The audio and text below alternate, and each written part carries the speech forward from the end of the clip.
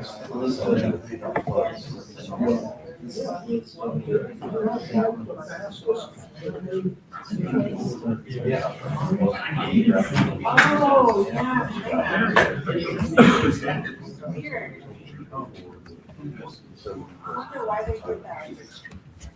it's good.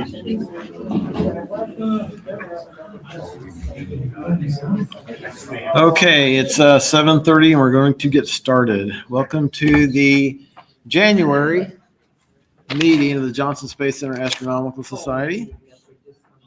And so our opening slide here is a nice picture from David Haviland. You know, David's our all-star, there he is up there, all-star lunar astrophotographer. And this is one of his, David's actually, if you've been around here for a little bit, David's skills in astrophotography and lunar astrophotography has gone along very quickly, and he's actually doing world-class lunar photography now. So this is one of his pictures. Thank you, David. Here's our agenda for this evening. So before we get started, we'd like to see if there's anyone that has never been to one of our meetings before. We'd like for you to raise your hand, tell us your name, it's not you, and how you heard about us and what your interest is in astronomy. Anybody first time here? That would be me. Go. My name's Christopher. Hi. Hi, Christopher. I'll remember everybody's name later, I'm sure. I think I found this group on Meetup. Really? I don't remember how I found it, but Okay. So, interested in astronomy and all space stuff for a long time. Great. You came to the right place. People keep saying they see us on Meetup, but I have no idea how it's getting there, but that's great that it is. Anyone else? First time here? Oh, right here. Yeah, I'm Dan. Hi, Dan. I wanted to be an astronomer a long time ago, but it didn't pay enough, so I became an engineer. Great. How'd you hear about us? This guy invited me. That guy. This your first time here? For a while. I'm Pete Mold. Hi, Pete. You've been here before, though, right? Yeah. Yeah, so I work at Axie. Great. Excellent. Glad you guys are here. Anyone else first time here or willing to admit it's your first time here?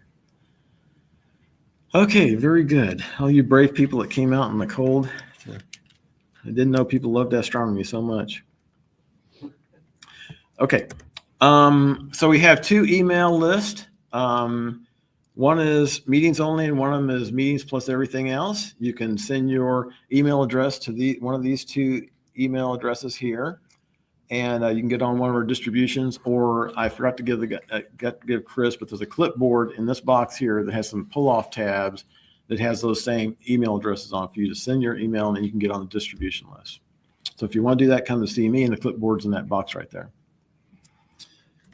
All right, note to speakers. Okay, so when you're up here doing your talk, you need to, as a pointer, you need to use this mouse pointer here. So don't use like a green pointer on the screen or anything like that. We're using this mouse pointer so our online audience can actually see what you're pointing at during the presentation. And interestingly enough, our meeting last month had 180 online views. Yeah, I looked at that before I came here. So we love it that you guys come, but our online audience is even bigger. So that's really a nice thing. So we definitely want the speakers to point and be able to show the online audience what we're pointing at. And the microphones for this meeting, one of them for the stream is in this laptop computer. The one for the auditorium is this microphone here. So unfortunately, you can't move around very much because if you move very far off, the people on the stream won't be able to hear you any longer. So I know some speakers like going all over the place, but you really got to kind of stay in this general area to be able to be heard. So remember that, speakers, please. Okay, so I would like to introduce our main speaker for this evening. He's going to come up here and tell us about the Europa Clipper mission. Dr. Walter Kiefer is the director of the Lunar and Planetary Institute in Houston and is a member of the Gravity and Radio Science team for NASA's Europa Clipper mission. Europa Clipper was launched in October 2024 and will arrive at Jupiter in April 2030. It will perform a detailed study of the geology and internal structure of Europa, including characterization of the depth and composition of a likely subsurface ocean, with the overarching objective of assessing whether the ocean might be able to support life. This talk will provide an overview of the Europa Clipper mission and its science objectives. So join me in welcoming Dr. Walter Kiefer. Thank you very much. It's been a few years since I've gotten to talk to this group. You guys used to meet in my building, and I'm sorry we can't keep hosting you, but that, as I explained to one or two of your folks, that had a lot to do with the way NASA changed our funding and our educational outreach, and I apologize for that. In addition to my work on Europa Clipper, I'm also attached to a couple of missions, a NASA mission and a European Space Agency mission that are being developed to fly to Venus. The mission called Da Vinci, which is NASA, and the mission called Envision, which is a combination of ESA and NASA. And if you have a hankering for a talk about Venus someday, you might be able to twist my arm. That said, let's go ahead and move on.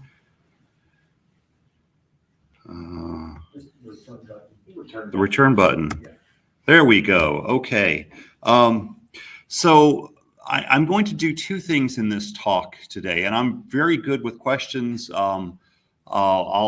You wind me up and you might find out that I've consumed half your remaining time. So you'll have to decide how much you want to devote to questions. But I'll be happy to chat with you afterwards. I can't stay for pizza. I like your pizza meetings after the meeting, but I've got other commitments tonight. But I'm going to do two things in this talk today. I'm going to spend about the first half of it talking about why Europa. Why is Europa interesting? Why are we spending a several billion-dollar spacecraft to Europa to explore it? What justified that? And then the second half of the talk will be, well, what is this spacecraft all about? So why Europa? This is I don't remember. This actually might be a Voyager picture. If not, it's a Galileo image. Two things that are striking about this picture. Europa is the fourth largest of the moons of Jupiter. There are four. They're called the Galilean satellites because they are large enough that Galileo, with a not very good telescope in the year 1609, was able to see all of them. It's slightly smaller than our moon. The two largest, Ganymede and Callisto, are actually a fair bit bigger than our moon. And Io, the volcanically active one, is a little bit bigger than Europa and a little bit more or less the same size as our moon. What's interesting about this picture, what's interesting about this picture of Europa is two things. One is that there are almost no impact craters here. Any object you see in the solar system, just about, you look at the moon, for instance, anywhere you look in a telescope, there are craters. Even when you pick a nice flat lava plain where they landed, like say Apollo 15, there were lots and lots of craters. There are almost none on Europa. That means it's a very young surface. It's certainly hit by things. But that means it's being resurfaced fairly rapidly so that the craters don't build up. The other thing is all of these arcuate lines. Something is deforming the surface of Europa. So even from a fair distance, we had an idea that something strange was going on. And the color red has to do with the chemistry. And I'm not an expert chemist, so I won't tell you what exactly the composition of the red stuff is. It's mostly water ice on the outside, but there are, it sometimes doesn't take a lot of extra things to make the color very different. And I don't know precisely what that is, but it's, as I say, mostly it's water ice. So let's talk a little bit about the geologic history of Europa. There are a bunch of ridges that we see coming here. If you want to think about it, the sun light is illuminating from the lower right, and so these bright things are hills going up, and then on the backside there are hills going down. So this is a pair of ridges. They often show up as double bands, and that's in fact what they're called. They're a few kilometers across, maybe where you can measure them a few hundred meters high, but there are lots of them. And you can tell geologists figure out the history of things, at least the relative order of things, by how things get cut. And so, for instance, you've got all of this stuff here in the background, and then this is cutting over it. It's superimposed on top of it. So this must be younger than this stuff. And then there's this here. Well, this is younger than the stuff here, but then this ridge is younger yet. And then there's these other things that cut this. So you get the sense that there are a whole lot of events that have happened here. I'm not going to try and pull it all apart, but a lot of things have happened here. This is an area that's 34 by 42 kilometers across. No, that's not quite right. Something like that. It's a few tens of kilometers. So this is a very active place. And well, we look down here, that might be an impact crater or not. I'm not real sure at this resolution. You know, I'm first tempted to say, well, there's a pair, but in fact, that's got to be cutting something that's cutting the edge of the ridges, and you're seeing into the side of the hill. So there may be no impact craters in this area whatsoever. And I promise you, there's no place on the moon that you could find an area that's 40 kilometers across with no impact craters. You talk to any of the guys who tried to land a lunar module. Okay, there are not many of them left to talk to, but they were darting around craters all the time. So this is a very young surface, probably only tens of millions of years old. In a solar system that's 4.57 billion years old, tens of millions of years. It's been resurfaced a lot. So this is another area, and this has become known as ice rafts. All of these structures you can see where things are here, and this has been, you know, it's had this level of deformation, and then things started getting pulled apart. And so look, that and that were once together, and they've been pulled apart. That got separated there. Okay, that's not a lot of separation, but then you start looking down here and things are separated by a lot, and it's been replaced by some lower terrain with not a lot of structure in it. So again, something is going on inside this shell and pulling it apart and moving things around.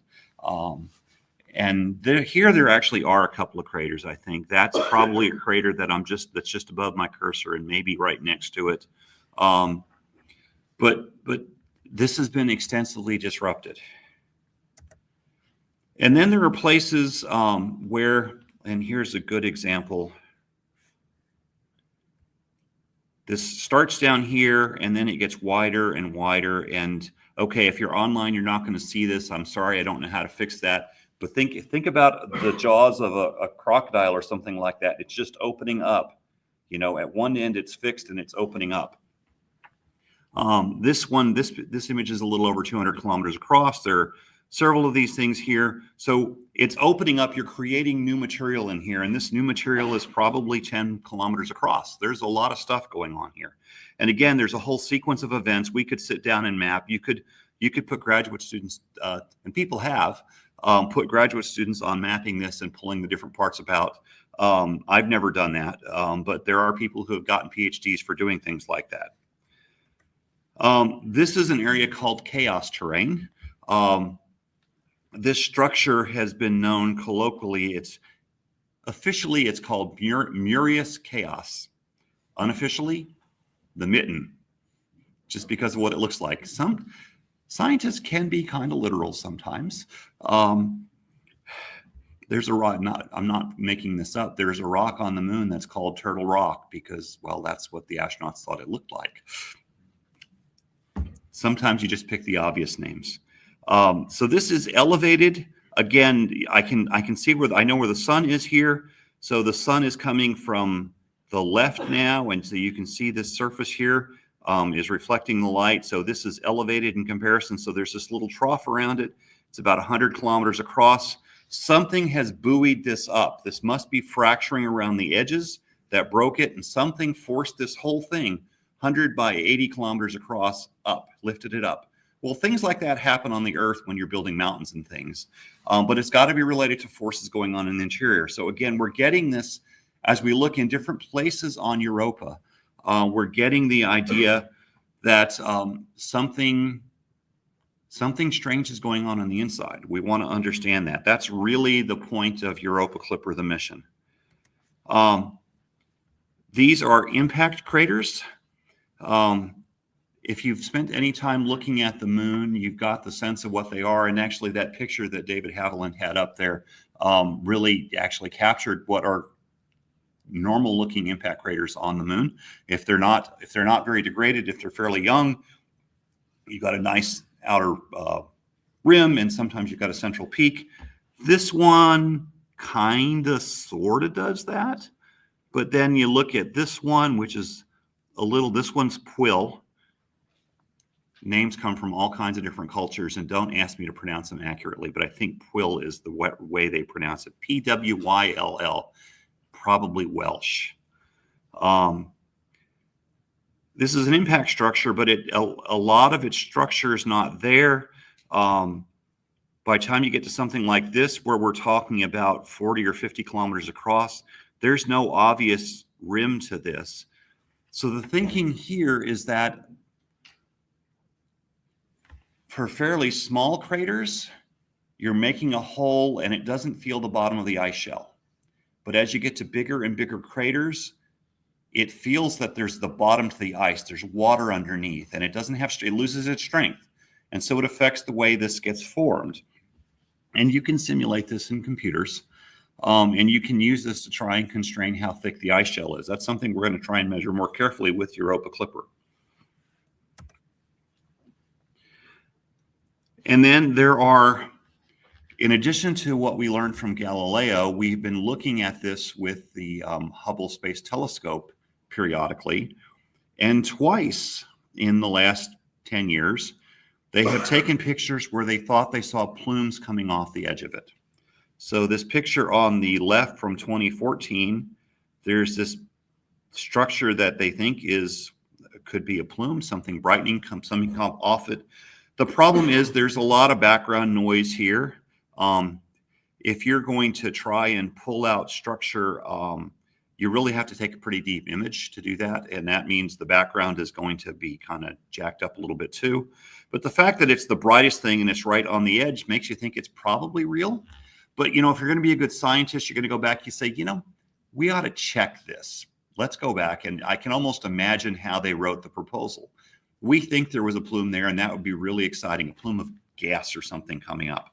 But we need to verify it. So you go back 2 years later and you look, and in almost the same place, oh, looky, another bright spot right on the edge. So this almost certainly means that it is something active jetting out of the interior, water, or water and other things mixed in it. Water's got to be the prominent thing, simply because it's the most abundant thing there, but it will have probably other things mixed in it. We've seen things like this at Saturn, at the moon called Enceladus, where there have been jets coming out. At Enceladus, we actually flew the Cassini spacecraft through the plumes. I don't know we're going to succeed at that with Europa. But we have reason to think that there's water being sprayed out of the interior. So that again tells you that there's water near the surface. It also gives you an opportunity to try and learn something about the chemistry of what's going on in the interior. If it's giving you a sample for free of what's going on under the ice shell, you really ought to pay attention.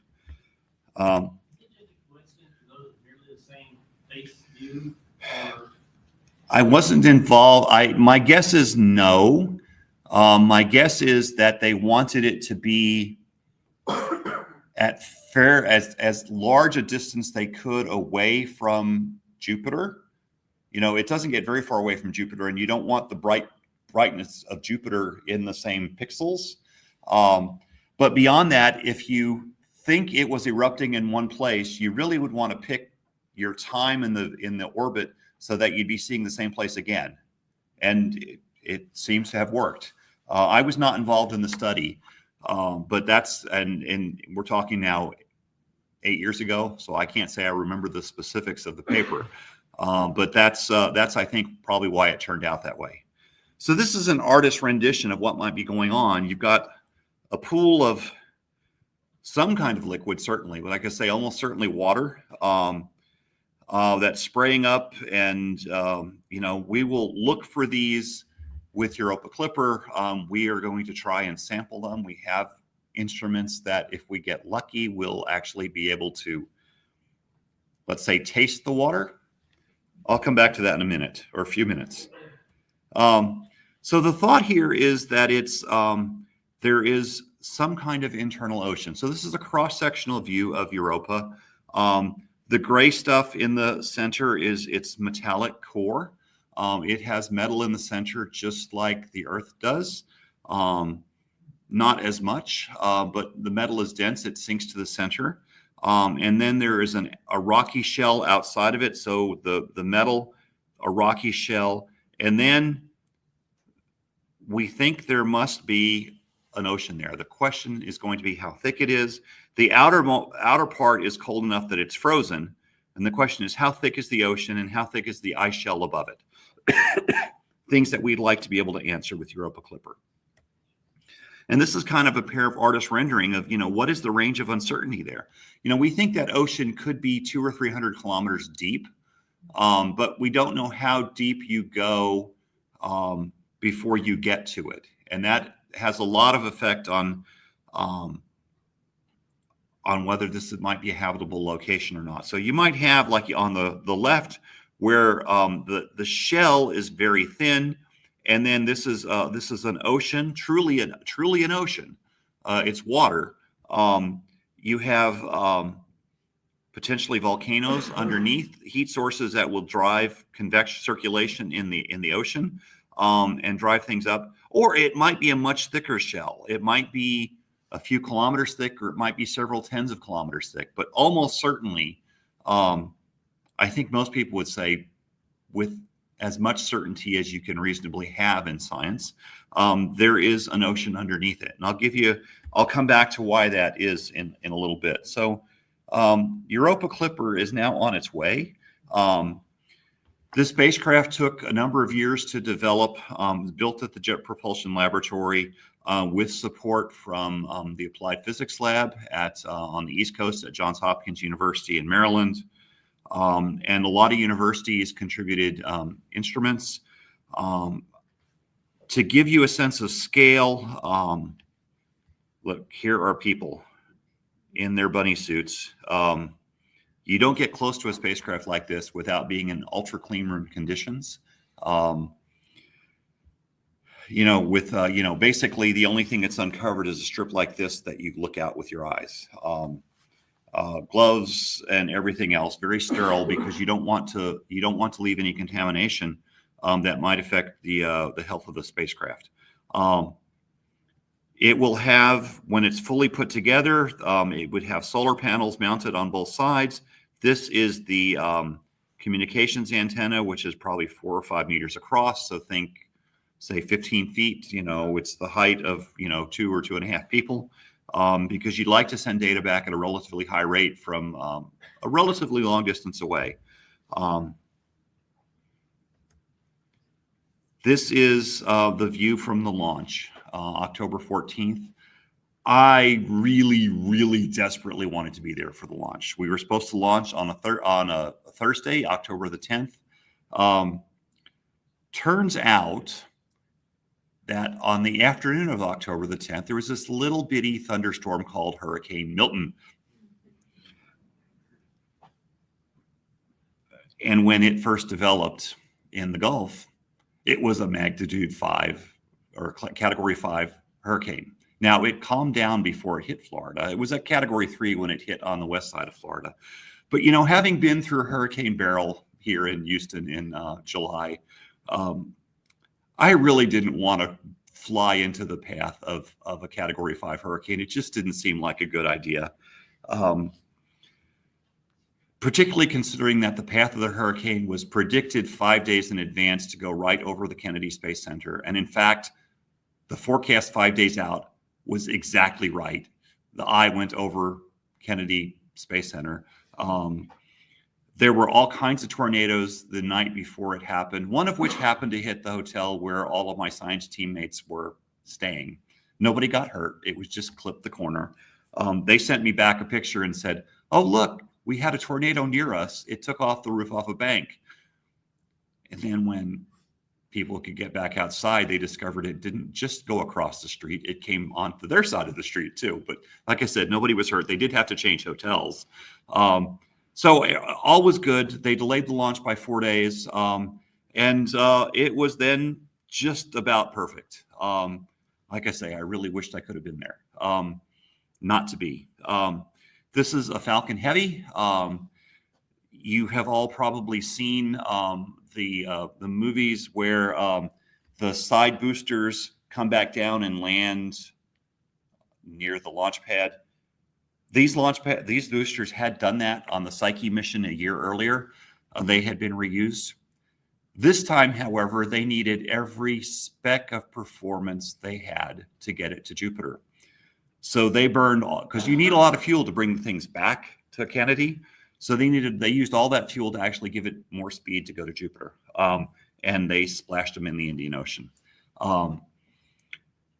Even with whatever speed they had going out, and this was probably the fastest spacecraft at launch that we've ever left Earth. Now, not as fast as the one that just the Parker Solar Probe that was going by the sun, but in terms of the speed leaving the Earth, I think this has got the record for the fastest.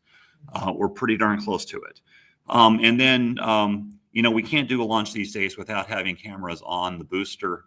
And here it is, a spacecraft separating. You can see here is this thing. It looks like an accordion on both sides. These are the solar panels. Some spacecraft that go that far out are fueled with nuclear fuel. This one is purely solar powered. It actually made it less expensive, although it makes it really, really big. If you put this spacecraft, remember how tall, I showed you how tall it was. It was, like 3 times the height of a normal human.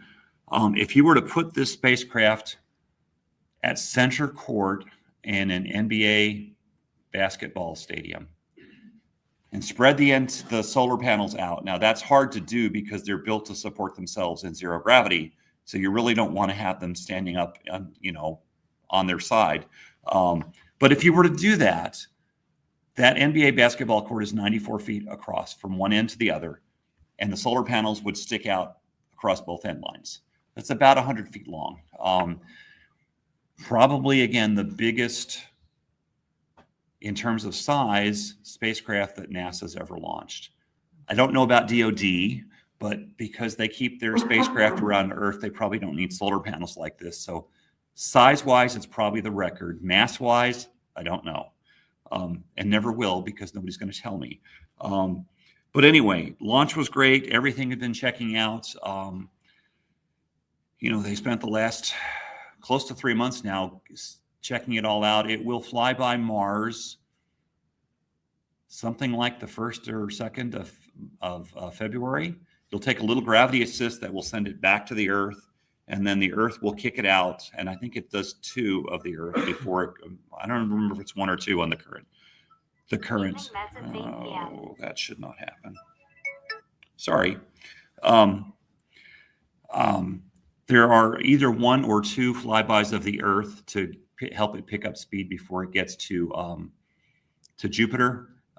Even with all, and we call it the mega trajectory: Mars, Earth, maybe 2 E's in mega. Gravity assist, MEGA or MEEGA. I think it's just 1 E. I don't remember. But even with all of those extra things to give it energy, it takes 5.5 years to get out there. So yes, we're excited where our spacecraft is not on the Earth anymore, but it still has more than 5 years to go before it gets to Jupiter. That's the way things are. The solar system's a big place. So the mission, if you're going to do something like this, you have to have very specific plans for what you're doing. Goals and objectives and investigations, and I'm not kidding, that's what we call all of them. We have to have an overarching goal, and we have to have several objectives. And then you go down and you've got investigations that you're going to do. And all of this is in a very detailed table of requirements. And so I'll just give you the kind of the top level story, which is our goal is to explore Europa to assess whether it's habitable. Notice I did not say explore Europa to find life. we can't find life. We will not detect life. We do not have that capability. Just like the rovers that are on Mars will not detect life on Mars. They're there to just assess habitability of Mars. We're going to Europa to do the same thing. We're there to assess whether the conditions could support life that is of the kind of life as we know it here on Earth. Wouldn't necessarily be the exact kind of life, obviously, but if it would meet the conditions we need to keep life active on the Earth, that's what we can do. So 3 objectives. We want to characterize the ice shell, any water below it, any subsurface water, and the nature of exchange between the surface, the ice, and the ocean. How are things moving back and forth? Because that chemistry moving around could affect the ability to maintain life. Second, we want to identify the composition of any non-ice materials. We know there's a lot of water ice there, and in the deep interior, we know there's a lot of rocky material that we're never going to get close to. But what are the non-ice materials that are near the surface? Because those things might have chemical elements that are important for life. And the third is to characterize geological surface features, which will help us understand the processes that are deforming things.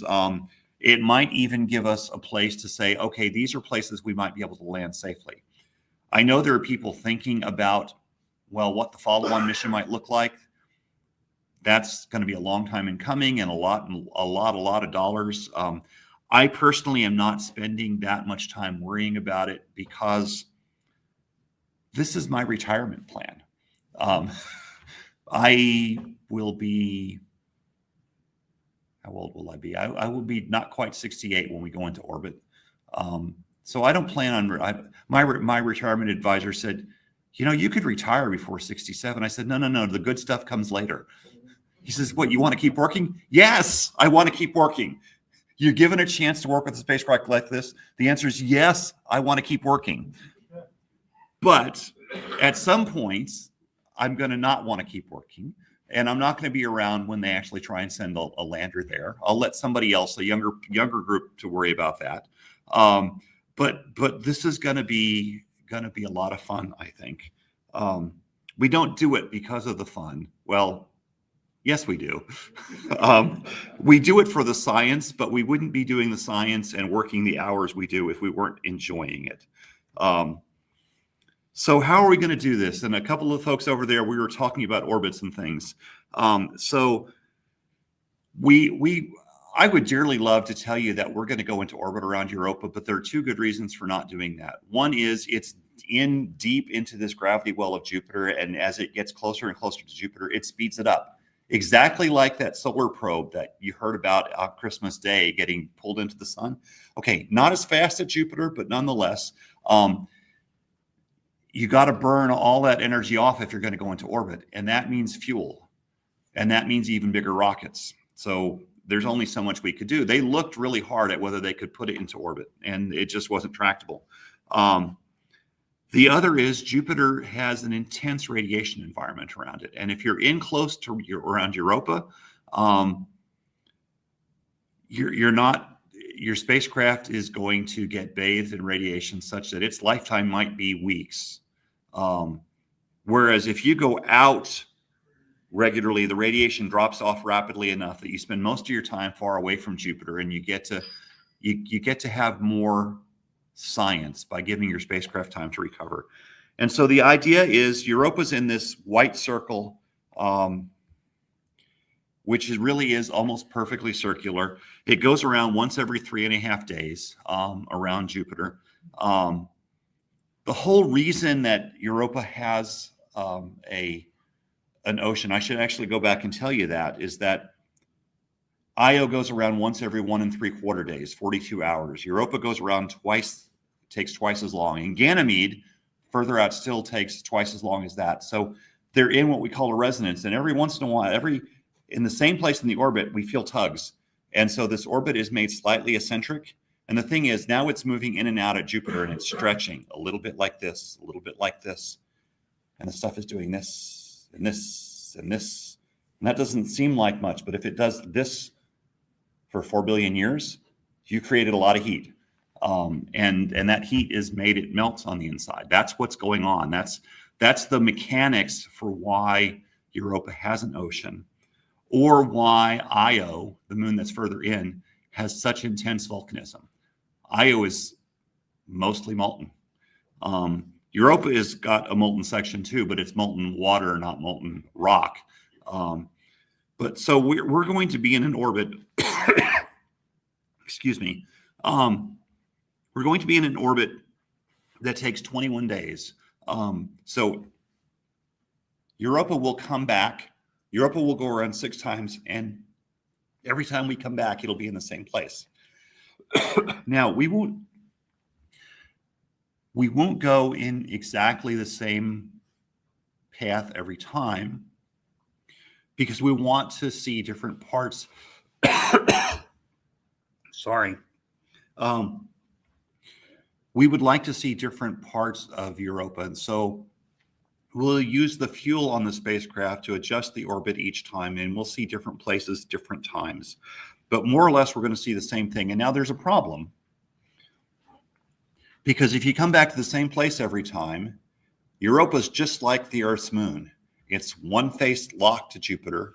And so you come back at the same time, you're going to see one side, the same side in sunlight, and the other side will be in darkness. But we want to see all of it. So in fact, after a while, we send it away to go fly by Ganymede and Callisto a few times and use its orbit to disturb things. And basically, we send this whole orbital geometry, flipping it around to the other side of Jupiter. We're basically flinging where the spacecraft goes. And again, we'll do the same thing on that side. So after the course of 4 years, we will have flown by Europa about 50-ish times. The flight plan all says 53 orbits, but we've been told for budgetary reasons that we can only count on 49 of them. Now, if we have a live spacecraft there after 49 orbits, what do you think the odds are that we won't fly the next 4? I'm just saying. And in fact, they plan to fly the next 4 because they don't want this to crash into Europa, because if there is life there, we want to not perturb it with something that came from Earth. So eventually they'll dispose of the spacecraft on one of the other moons, Ganymede, I think. So they have to fly the next 4 orbits. The only question is, will they pay the science team to look at the data? I'm thinking they will. In fact, I'm thinking there'll probably be an extended mission and we'll get more than 49 orbits out of it. Anyway, but we'll see. This is the orbits as they then lay down on the surface. And so these are ellipses viewed from Jupiter, because that's what it's orbiting around. But viewed from the perspective of Europa, you'll see it coming down like a dive bomber, and it'll get close, and then it'll speed away. And you'll look and say, that's the funniest orbit you've ever seen, but it's orbiting Jupiter, not Europa. And so you get close for a little while. And if you do this over, about 50 times, you get reasonably close to most parts of Europa. You get pretty good coverage all the way around. So that's the plan. We're going to look at Europa up close. We will probably along the way have 6 or 7 encounters with Ganymede and with Callisto. They tell us not to assume we're going to be allowed to take any data. I'm pretty sure we're going to say, we've got to calibrate our instruments. Why spend $5 billion to thank you, bless you very much. Why spend the amount of money they spent there and say you're going to save the last $100,000? Makes no sense. Yes, sir. But pardon my ignorance about how these things are organized, but who are they? The people who are saying you can only have 49 orbits. They would be NASA headquarters. Those people, yeah. Well, I mean, they're ultimately our bosses, and the amount of money that they can put into this is based on an agreement between NASA and Congress. The president proposes a budget every year. Congress eventually approves a number that might be the same or might be different, and there's a spending plan in place for Europa Clipper. And if we're going to breach it, we actually have to tell Congress. And Congress could say, no, you can't do that. And so part of it was at some point, In order to avoid telling Congress that we were breaching the budget, we officially agreed, we, the science team and the mission leadership, officially agreed that we would cut from 53 to 49. And I'm just guessing that in the end, they won't actually cut us off at 49, that there will be a bit more, and almost certainly an extended mission. I mean, this would be like saying that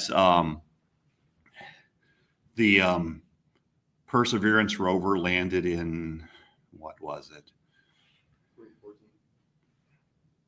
That was Curiosity landed in 2012. Perseverance landed around 2020, I think. So it's now 4 years into its mission. It was probably a 2-year mission to start with. They're not going to stop. They'll fund extended missions for a while. I mean, at some point, they actually do start cutting down what they do. I mean, it is a balancing act, because if you just keep your old spacecraft active, then you don't get to start new spacecraft. And at some point, you do want to start new spacecraft. But this is a big, powerful spacecraft. I think they're going to want to keep it active for a while. So, as I said, we want to explore whether or not Europa is habitable. Okay, I'm not a biologist. I'm a physicist. But my understanding about, there are really 3 things we need for habitability as we know it on Earth. And I'm not saying looking for detecting a particular kind of life, but there are 3 things we need. We need liquid water. We think it's there now, but we will have better measurements that should prove it. We need a certain set of elements. There are really 6 elements that are key to life as we know it on Earth. Carbon is the key because it's chemically the most versatile element in the whole periodic table of elements. Hydrogen and oxygen are important for the bonds they create. And then sulfur, nitrogen, and phosphorus all play roles as well in specialized places in the structures. And I remember this not as I've written them down there, but by the acronym SPONCH.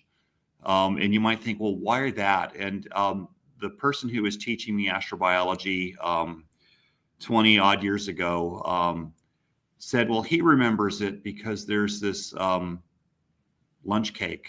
I think it's mostly from Mexico, but there are places, I guess, you can find it here in Houston. And he walked in and said, here, look, this is sponge.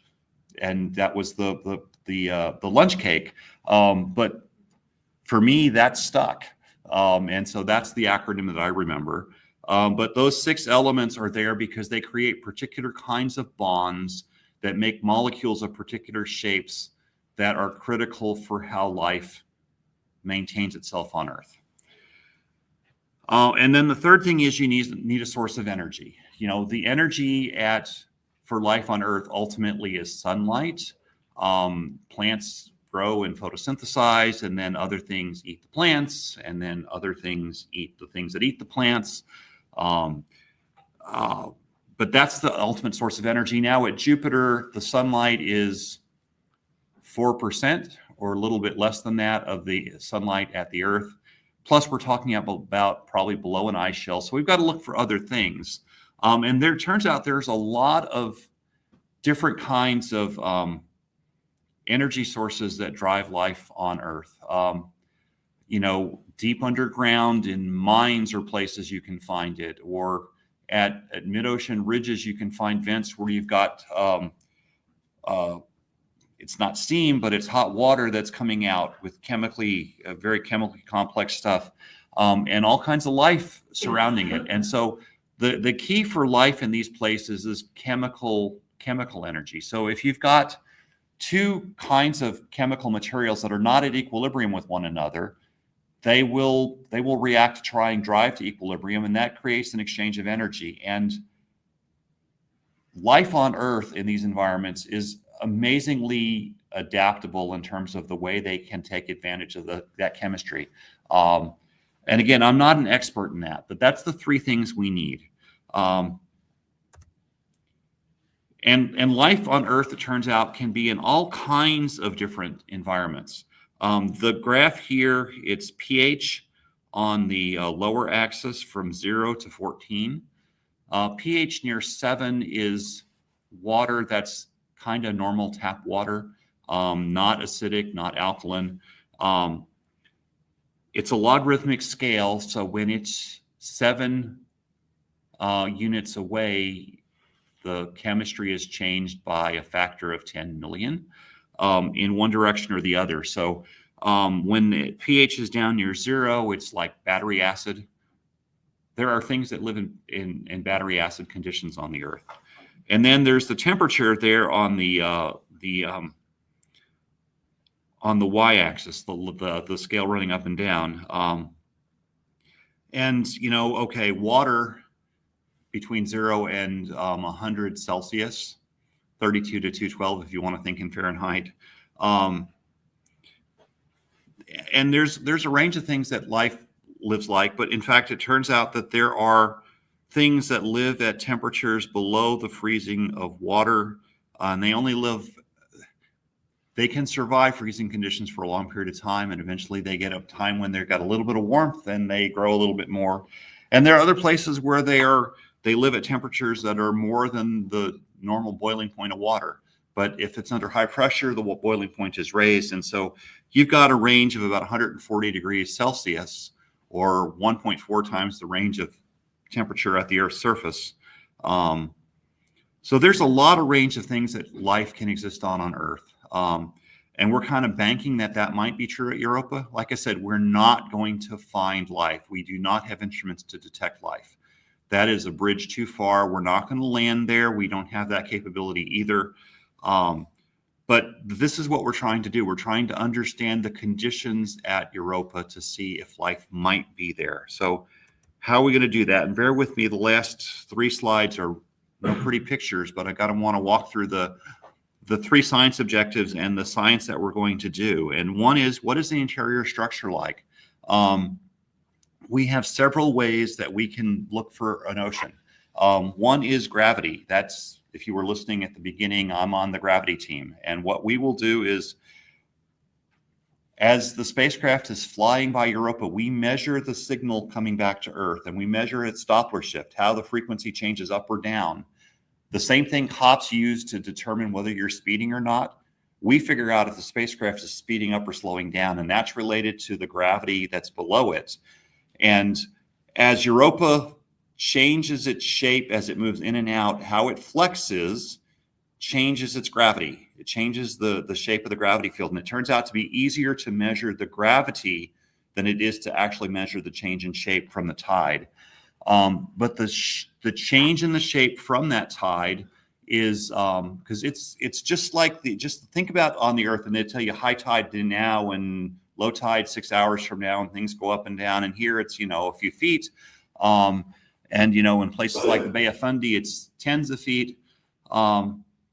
It's many meters at Europa because it's a much stronger gravity field at Jupiter.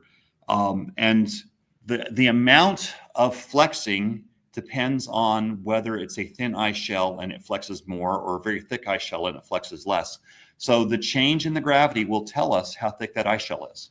It may sound weird, but it actually really will work. There's an instrument called a magnetometer that will measure the magnetic field. Now, Europa doesn't maintain its own magnetic field, but Jupiter does have a very strong magnetic field. That's where the radiation is. And a basic law of physics says if you've got a set of charged particles moving through a magnetic field, you will create an induced magnetic field that responds to it. And that the total magnetic field you measure then is a response to the two fields. So if you can measure the magnetic field in different places around Europa as the tides change, you can actually determine this magnetic response. And we can do it at different time scales that probe at different depths. And so again, that can tell us where the electrical conductivity is. And that is different if it's ice than if it's water that's got, say, salt in it. And it's different depending on how much salt is in it. So there's probably a lot of salt, but so it's going to tell us something about, is there an ocean? How deep is the ocean? What's in the ocean? This is an amazing capability. And then we've got a radar there. And you think, well, radar looks to things like it measures clouds and rain, or it reflects off the surface. Turns out if you use a long enough wavelength, you can actually go through the ice shell, especially if it's a cold ice shell, and reflect off of layers deeper down. And so you can actually measure things about the structure of the ice deeper down by this radar. And it's going to be an amazing thing. Composition's a little easier to explain because many of you have thought about things like spectra of stars or things. The way the light is absorbed at different wavelengths tells us something about the composition. And so the infrared and ultraviolet lights will be measured very carefully. We have a mass spectrometer there. This is something that measures, as we are flying close to the planet, we will actually be ingesting anything that might be around us. It could be gas, it could be dust particles. If we ingest gas, we will measure the composition of the gas. That will tell us a lot because it's coming out from the interior. That will tell us something about deep down. And then there are going to be these particles that we can measure. They may be charged particles that are in the radiation environment, or they might be just dust specks that have come off of the surface, and we can analyze those too. So there are going to be multiple ways that we can measure what's going on at Europa. And then finally, geologic history. We will make a map of essentially all of Europa at moderate resolution. Moderate in this case, I think, probably means tens to 100 meters or something like that. Pretty good in comparison to what we know now. And at different wavelengths, so we will think of it as color, but again, as I said, the color tells us something about composition. Plus, we will do very high resolution of selected areas, part of which is designed to figure out what places might be safe for landing for some future set of explorers to go back to. And we will also have a thermal infrared instrument that will look for places with elevated temperature that are related to where plumes might be coming out. And we could actually see if there's if there's an open source where you're venting, it will look hot compared to its surroundings because that open source would be at a temperature of 100 degrees Fahrenheit or maybe a bit more. And the stuff surrounding it is a whole lot colder. So we've got a lot of different tools. We've got 10 different instruments on the spacecraft. I'm really fortunate to be part of one of those teams, but we're going to depend on the interactions of all of those instruments. The whole is a lot greater than some of its parts for a mission like this. I think it's going to be a great ride. I hope I get to come back and tell you about it someday. And if not me, get somebody else to come back and tell you, because I think it's going to be one of the great rides of NASA. I've had the privilege over my career of watching us kind of explore the whole solar system. I remember Neil Armstrong. I was 7 years old when Neil Armstrong walked on the moon. I listened to it on the radio, but I mean, so, watching the Apollo program and all of the things going to Mars and Mercury and Venus and Pluto even, but we're going to get this great look at Europa. We have reason to think it's going to be exciting, and it's going to be a lot of fun. So thank you. I'm happy to answer questions, and really leadership is going to tell me when you want me to be done. I'll answer questions, but when you need to move on, you tell me and I'll exit the stage.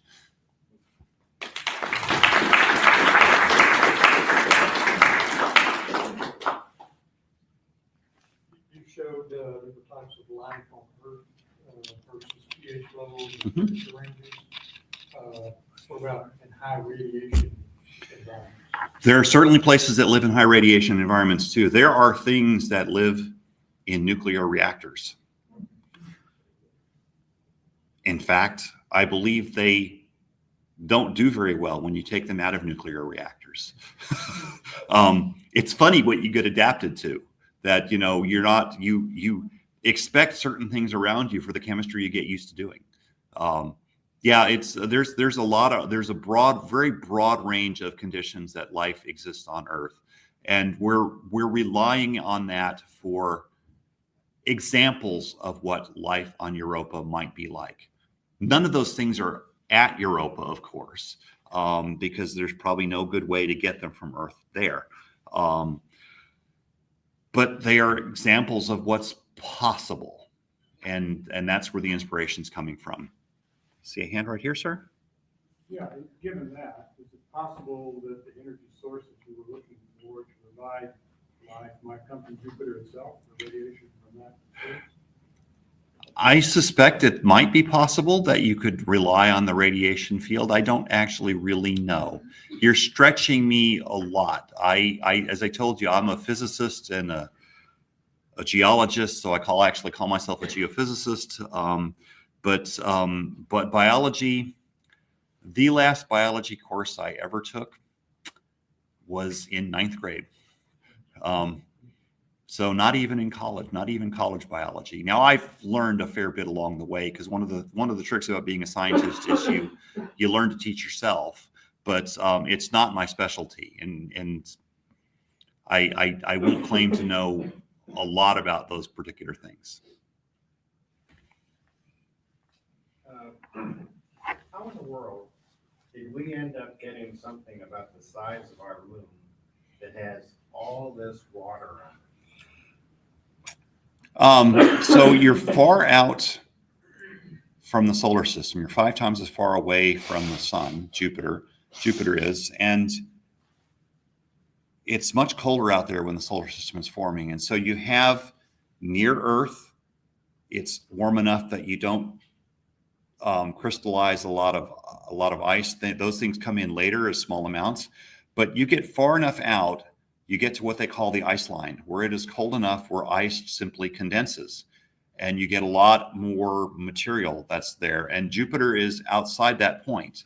And so that's why all of the satellites, all of the moons of Jupiter and Saturn and Uranus and Neptune and Pluto itself, they're all icy objects. They have rock in them, but they're icy, mostly water ice, because it's the most common thing.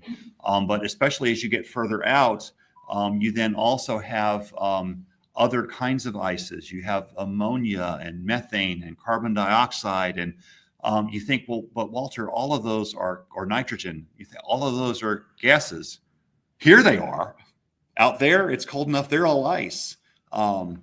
And so that's simply what's happening. Is it is cold enough out there, and has been cold enough since the solar system formed, that stuff condensed and formed ice and stuck around. In some cases, it's melted, as it is at Europa. But there's a lot of water ice in the outer solar system, simply because it's cold, and it has stayed frozen for 4.5 billion years. Well, and I get that. It gets cold, it becomes ice. Right. Why is it water on that one, and we're not seeing other moons and planets that have that much water? Okay, so all of those other satellites, Ganymede and Callisto at Jupiter, or the moons of Saturn, they are also water ice, and an ever-increasing number of them seem to potentially have oceans below their surface, because there's enough energy source to melt in various places. It's, when I went to graduate school in the late 1980s, we thought Europa could be like this. We had seen the pictures from Voyager, and we were getting ready for Galileo.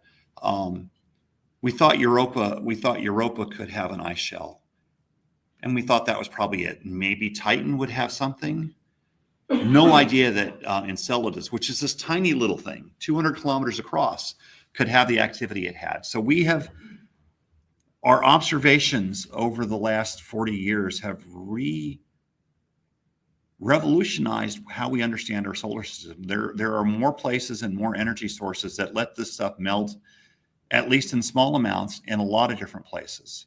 But the water ice is the thing that's most abundant, because it's cold enough to be there, and it is chemically the most abundant thing. Basically, hydrogen and oxygen are hydrogen by far is the most abundant element, of course. And oxygen, It might be number 2.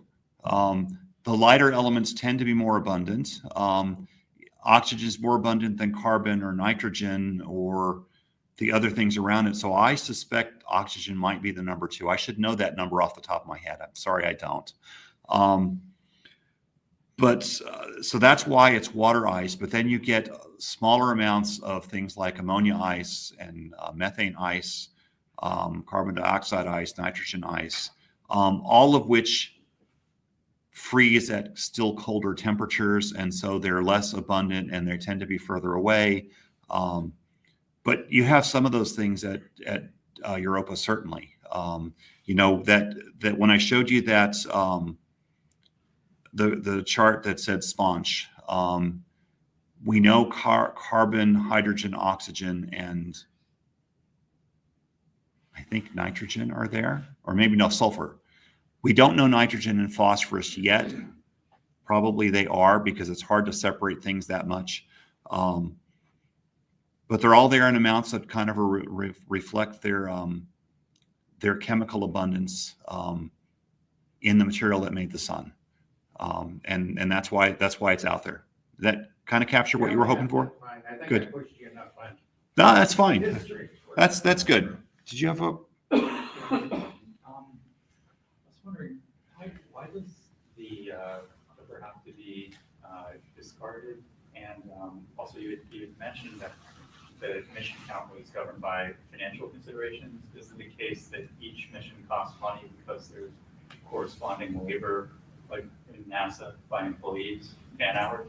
There's a lot of labor. There were hundreds of people that worked on building this spacecraft, and so yes, there was a lot of people time and material cost to put this stuff together. But all that's already been expended. So Yes, but there's still operational costs.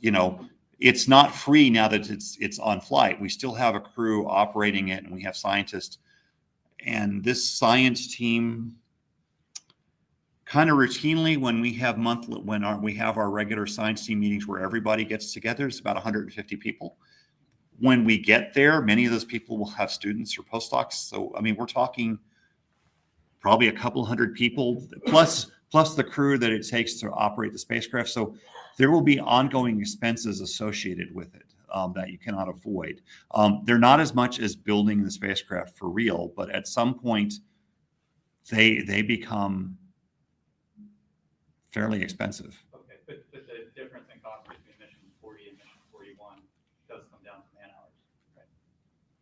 Yes, and so I mean, we were obviously right near the boundary line of what Congress said we could spend, and to say that we'll cut 4 orbits out, and then we'll be underneath the cap. They have to fly the orbits anyway, and so then I think the other part of your question is, well, why do you have to crash it? If you leave it in orbit and it just starts flying around these things, I mean, at some point, your ability to predict where it's going gets imperfect, because you don't know exactly where it is and you don't know exactly how close it's going to get to something. And so its orbit will change with time in ways that you cannot predict accurately long enough in advance. And if you set it up where it's going to fly by Europa regularly, which we're doing on purpose, the most likely thing that will happen is it will hit Europa. Now, whatever you do, however careful you are in your bunny suits and all of that, and you want to sterilize the spacecraft, there is Earth life on that spacecraft. It is unavoidable. You really don't want to deliver that to Europa if we can help it, and then have to wonder, well, we found life. What did we find? And so the intent is therefore to take it someplace else that we're not looking for habitability. And I think that's someplace else, either Callisto or Ganymede, and I've forgotten which. And you will crash it there. Now, in any of these places, it's going to be crashed to the surface. It's not going to get deep into the ocean. But if that shell is not very thick, and if you find life someday, you really don't want to have to wonder, did we bring that life there, or was it there all along? So we will dispose of the spacecraft in a place that is safer. I suppose in theory we could try and send it into Jupiter, which we did, for example, with the Galileo spacecraft or the Cassini spacecraft. The Cassini spacecraft was brought closer and closer. It actually flew through the rings, through gaps in the rings a bunch of times, and doing fresh science as it went. And eventually it was crashed into Saturn. Again, the same thing. You don't want it to accidentally crash into Enceladus, where there might be life. When we land spacecraft on Mars, we try really, really hard to sterilize them. But I don't think anybody can 100% guarantee that they're sterile.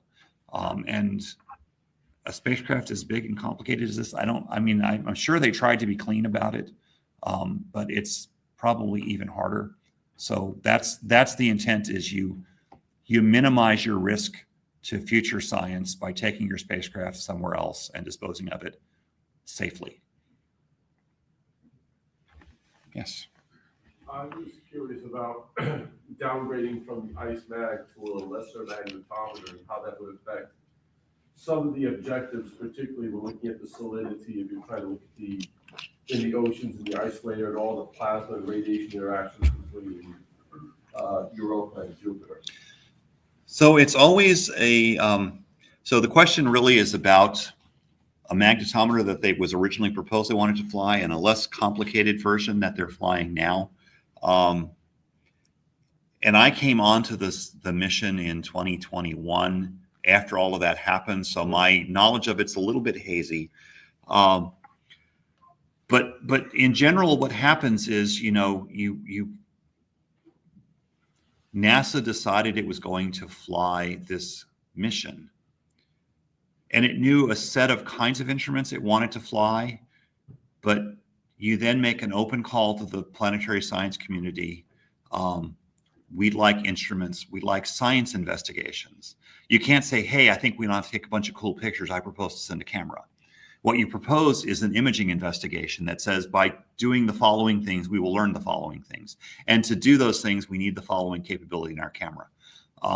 And you commit to a certain cost to deliver it. And you build a budget that has margin, because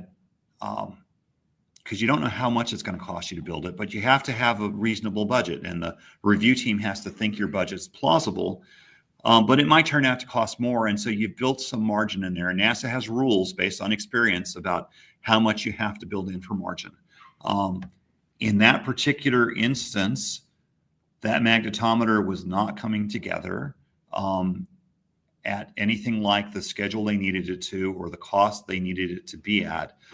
But they wanted the science they could do, and so they opted to fly a less complex and therefore less expensive magnetometer to retain as much of the science as they could without breaching the overall budget. Because if you breach the budget too much, you risk the whole mission.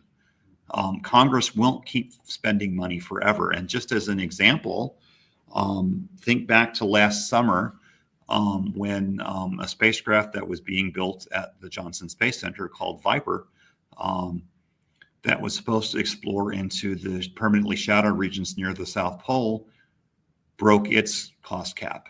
And it was serious enough. It's a low-cost mission, relatively speaking, but the money doesn't grow on trees, and we've been in a very tight budget environment the last couple of years, especially.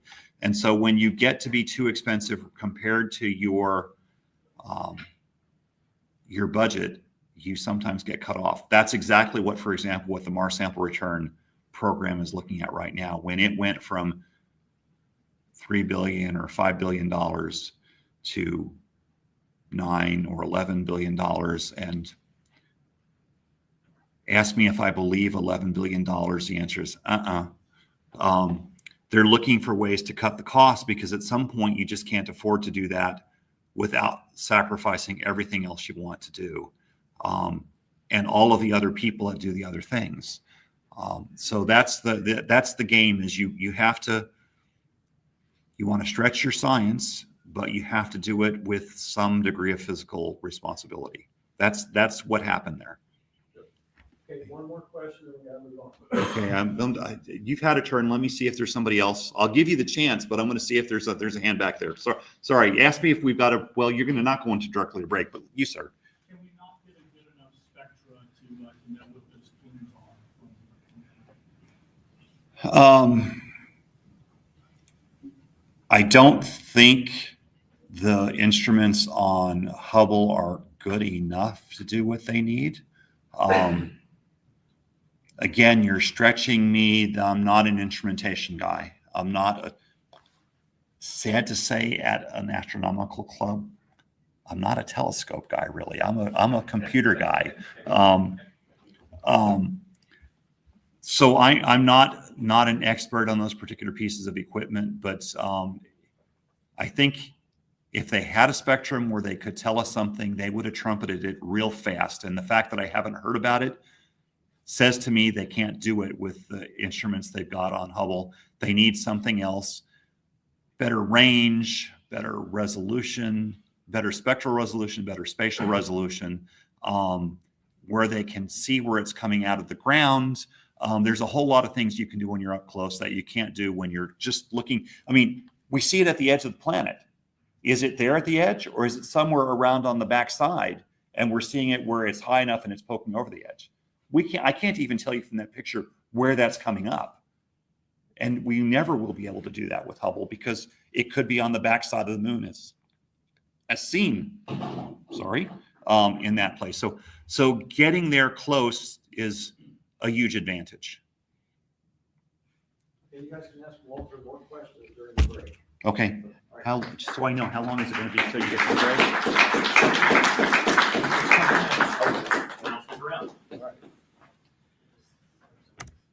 Okay, Ron is not here. Is that correct? Good. Rick, would you like to tell us about your free Sky and Telescope magazines? Doug brought over a bunch of stuff, including about, 15 or 18 old Sky and Telescope magazines. And so I'm bringing 5 every month for the club. There's 5 back there now, and we're just asking that you just take one. So they're free to take, and that's it. They're on the back table? And they're on the back table. Okay, very good. All righty. Next month, we're going to have a series of short presentations by JSC members, and it can be a DIY astronomy topic, general astronomy topics, members minutes. See me during the break if you'd like to sign up for the meeting next month, and we can put you on the agenda. After our meeting, we're going to zip up to Mod Pizza. So one in front of HEB, you go up Middlebrook, you take a left on Clear City Boulevard, right in front of HEB, there's a Mod Pizza. Come and join us, and we'll talk about astronomy and other topics. And we will now take a 10-minute break.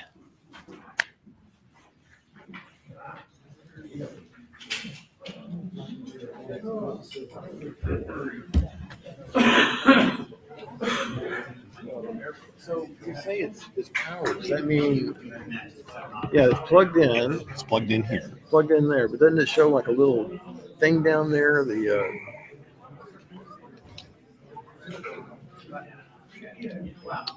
Yes. Okay, I'm gonna run off to the restroom, but just confirm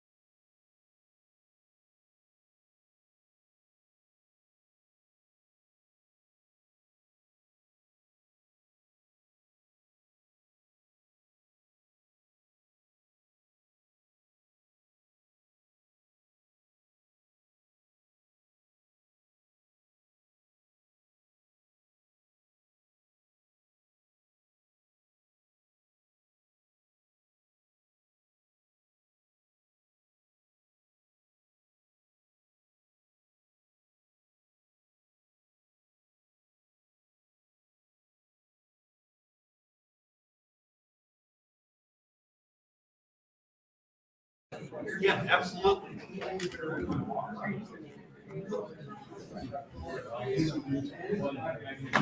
Okay, it's ready.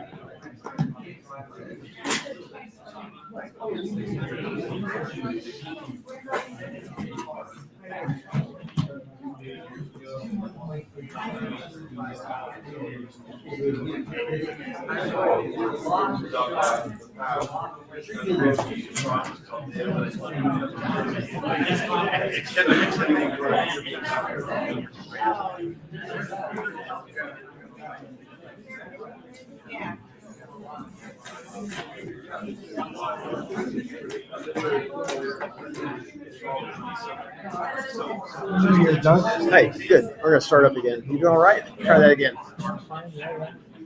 Thank you. Next meeting I'll bring for you, I was going through some stuff. I found a picture of you on a NASA disk, Oh my of goodness. you and me, individual photos. I don't know what they were taking years ago. I can't imagine. You didn't have gray hair then. Thank goodness. Yeah. I'll have to bring it in and show you. Thank you. I'd like to see that. Okay, we're gonna get started with the second half of our meeting.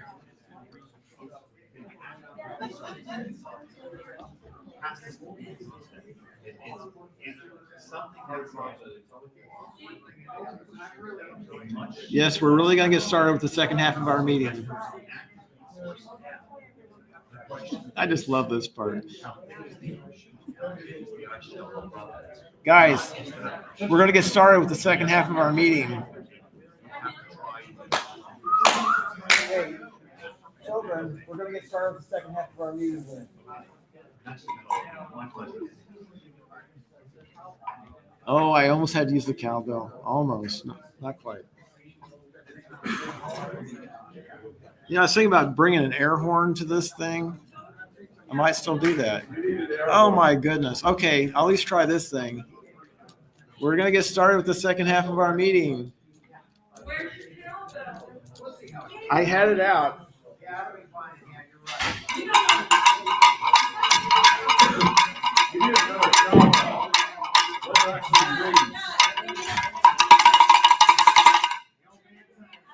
We're going to get started with the second half of our meeting. You are like the worst violator. I'll tell you what.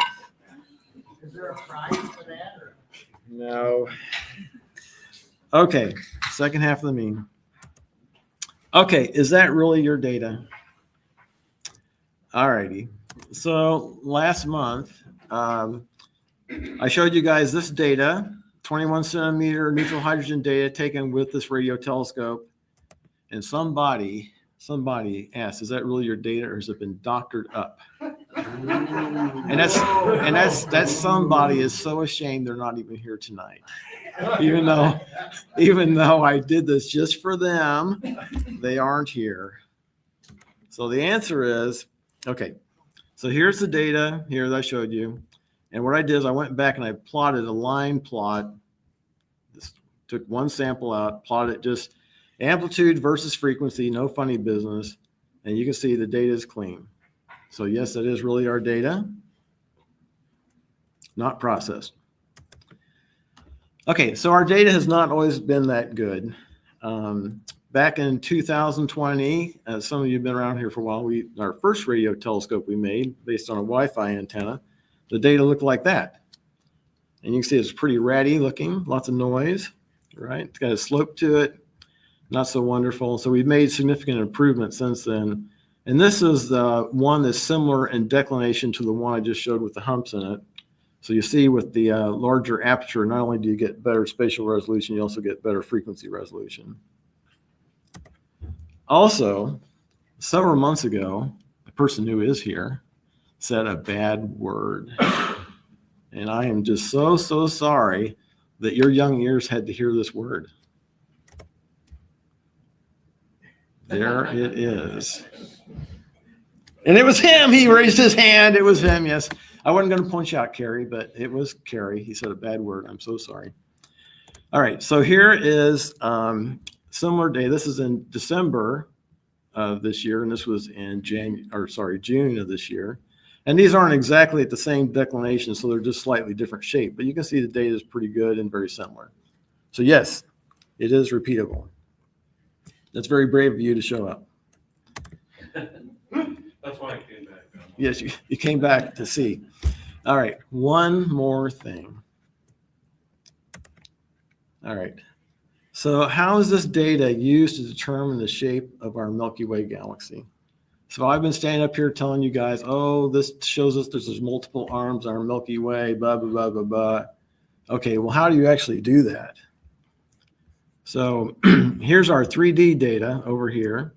And this is a slice out of our 3D data from the summer Milky Way, 1, 2, 3 here. And this is our winter Milky Ways over on this side. And this is a slice out of the winter Milky Way. So I want to show you how we go from this to being a picture of our galaxy. So first, here's a quote from Radio Astronomy by Dr. John Krauss. He says, observations of the 21 centimeter hydrogen line have enabled radio astronomers to deduce for the first time a picture of the spiral galaxy structure of our galaxy. So how can we do that? We need to know two things. We need to know how do our measurements relate to distance, and we need to know what direction are we actually pointing in. Okay? Okay, so how do our measurements relate to distance? First thing we're going to do is we want to go from frequency. We can convert frequency. We can determine velocity. Okay? So the neutral hydrogen in a laboratory is sitting here at this one frequency, 1420.4058 megahertz. But when it's out in space, because it's moving around all over the place, it gets red shifted and blue shifted. When it's moving away from us, receding, it gets red shifted. When it's moving toward us, it gets blue shifted. But what we can do is we can take these frequencies. This is frequency along here. I can take the frequency, and if I know what the frequency is supposed to be, the laboratory frequency, I know the speed of light, I can use the Doppler formula to figure out the velocity of this neutral hydrogen going away from us or coming towards us. Everybody with me so far? We're gonna make it through this. I just want to make sure I don't lose anybody. Everybody got this? Okay, we're all good. Now, from velocity, now I've got velocity, right? Doppler, I had frequency, and now I've got velocity because of the Doppler formula. From velocity, we can determine distance. Now, this is a plot of angular velocity versus the distance out from the center of our galaxy. So there's the center of the galaxy. Here's where the sun is. Here's as you go out towards the edge of our galaxy. It turns out that angular velocity goes down like this in relationship to the center of our galaxy to the outside of our galaxy. And intuitively, this makes sense because if you look at the spiral structure of a spiral galaxy, say if I'm here and my angular velocity is higher than it is if I'm way out here, this point is moving faster, moving along quicker. This point out here is moving along slower, so it would make a spiral. It'd make this shape. That's what we would expect, right? So intuitively, we kind of can see that this makes sense. That this moving faster, this moving slower, it's going to make these spirals. And this is a plot. If I know angular velocity or if I know distance, I can get one or the other from this. Okay? Everybody with me on that one? Okay, moving on. Now, if I know from our galactic model, if I know the distance that our solar system is out from the center of our galaxy, and I know angular velocity, which I just said, those are related by this graph. And if I know this angle, which is the angle that my radio telescope is pointing, and I know my velocity from the Doppler formula, now I can get the angular velocity of the thing I'm measuring out here. And once I know its angular velocity, then I know its distance away from the center of the galaxy. And if I know that distance, I know the angle, now I can figure out the distance from our solar system to the point of the hydrogen that we're actually measuring. Okay, everybody got it? You guys believe it? Okay, no arguments, good. All right, so now I know the distance based on I start with frequency and then I've got distance. The second thing I need to know is what direction are we actually pointing? Okay, so here's the plane of our galaxy right here, right? And here's the plane of our solar system. Here's the Earth going around the sun. The plane of the solar system and the plane of the galaxy are not the same. They're tilted and they're cattywampus in relationship to each other. So they're just all over the place. In addition, the Earth, which is going around the sun here, it's not even straight up and down with the orbit around the sun. It actually has a 23.4 degrees tilt to it, right? Which gives us, summer and winter, right? So here's our Earth going around the sun at this funny angle to the plane of our galaxy. And every day as the Earth's turning around, sometimes you're pointing at the summer Milky Way every day, and then you point away from it out of the plane of our galaxy. Then later that day, you point at the winter Milky Way, and then later that day, we point up and we look out of the plane of our galaxy again. And every day we go through the same rotation, which is why we see the Milky Way go over twice every day, right? Okay, so that's first thing we need to understand. There's all these different angles. So now, if I took the galaxy, this white thing along here is actually the plane of our galaxy. If you plot it out on the right ascension and declination grid, it looks like this. The same thing, map projection, when you take something, like you take the Earth and you put it out on a flat projection, it winds up, spreading everything out that's at north. And same thing with this. You wind up with a distortion of what would be just a regular disk of the galaxy. And here is our beam of our radio telescope. If this was lower, this would be a nice circle. But as I get to be higher and higher declinations, it starts spreading out into an oval. And for you that, you're familiar with constellations, you're going to see all the constellations are distorted too. That is Cepheus. And then over here, that's Auriga, and there's Cassiopeia. So by looking at this, and if you know the declination that the radio telescope is pointing at, when it goes to the summer Milky Way, you can see, well, I'm pointing at over here, basically towards Cygnus, right? And when I'm pointing over here, I'm pointing basically at Auriga. So now I know when I pass through the plane of the galaxy, what I'm actually looking at, which constellations I'm looking at. Now, by looking at here's a existing model of what we think our galaxy looks like. So here we are. The sun this is really hard to see. The sun is right in there. And okay, there's the sun. And I know that, okay, there's Auriga down there. And I know that Cygnus is supposed to be over here, even though I can't see it. Okay. So now, these are the pointing directions of our data. Here's our data. This is the last slide. This is the punchline of this whole thing. So here we are with the sun. This is the direction of Cygnus. This is the direction of Auriga. This is the summer Milky Way. This is the winter Milky Way. These distances, A here, correspond to these distances here in our data. These distances B here correspond to the distance B here in our data. So this data, okay, this as we're here, since we're closer in, you can see that this is going to be moving at a faster angular velocity than is this point here. So that data is going to be blue shifted, which is consistent with this here. So these are two blue shifted areas, and these are also blue shifted because we're still closer in than these points are here. Okay. Now, the reason that these things are much closer together is because the geometry of this point to this point, the angle is very different than the geometry of this point to this point. So these are going to be spread out farther from each other. And the reason this bump here, this is much larger here than this. This is the hydrogen in the arm that we are actually in right here. But when I'm pointing this direction, this is a much wider area of hydrogen, see here, than when I'm pointing this direction, the arm that we are in is much narrower. So there's less of a distribution of velocities of the hydrogen when I'm pointing this direction. So the bottom line, the summary is, if I had a frequency shift plus geometry provides our distance, combined with the direction we're pointing, you can actually create a picture of what our galaxy looks like by mapping this data and then creating a picture of our galaxy and what a structure is. Any questions? When are you gonna have the whole one done? What? Whole picture of the galaxy done for quick? I'm not going to do that. I am more than happy to verify that my data actually matches these models. So if I can see that the data I do in my backyard with my few $100 telescope actually can match the model of our galaxy, that's great. And the other thing is that book I referred to, Radio Astronomy by John Krause. If you go and look in chapter 8, this data actually just looks like theirs. It looks the same, So it's good data. Any other questions or comments about this? You guys. Okay, what?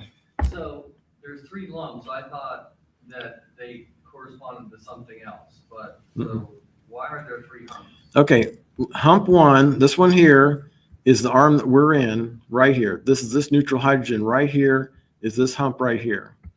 Hump 2 is this arm right here. See that there? Hump 3, this one here, is this arm out So here. that's hydrogen shifted for each arm. Yes. And that's how they figured out what the shape of our galaxy is like, is using neutral hydrogen. Does that make sense? Yes, sir. Okay. Any other questions? So to get the complete map, it's just tons and tons of observations. Yeah.